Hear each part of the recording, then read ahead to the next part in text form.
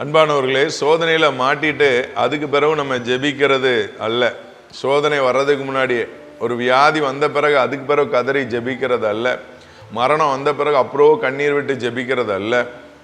சில நேரங்களில் நம்ம ஜெபிக்கணும். எங்கேயாவது வீடுகளுக்கு மரண வீடுகளுக்கு போகும்போது நம்ம குடும்பத்தில் ஆண்டவரை இப்படிப்பட்ட அகால மரணங்கள் வரக்கூடாதுன்னு ஜெபிக்கணும். ஒரு வீட்டில் மரணத்தை பார்க்கும்போது ஐயோ அவனுக்கு அப்படி நேரிட்டுதல் உங்கள் நாளைக்கு நம்ம குடும்பத்தில் வரலாம், அது வராமல் இருக்குன்னா சோதனைக்கு உட்படாதபடிக்கு விழித்திருந்து ஜெபம் பண்ணுங்க. சரியா? பேதுருக்காக ஆண்டவர் ஜெபிக்கிறார், அவன் மறுதளிக்க போகிறான். அன்னைக்கு மட்டும் ஆண்டவர் ஜெபிக்கலை அப்படின்னு சொன்னால் பேதுரு நிச்சயமாக ஒருவேளை யூதாஸ் மாதிரி பின்வாங்கி போயிருக்கலாம். அன்னைக்கு கர்த்தருடைய ஜெபம் பேதுருவை காப்பாற்றிச்சு. இன்னைக்கு உங்களுடைய ஜெபம் உங்களை காப்பாற்றும். உங்களுக்காக பிதாவின் இடத்துல இயேசு கிறிஸ்து வலது பாசத்திலிருந்து பரிந்து பேசுகிறார். நம்ம ஜெபிக்கும் போது ஒரு நிச்சயமான ஜெயத்தை பெற்றுக்கொள்ள முடியும். God multiply.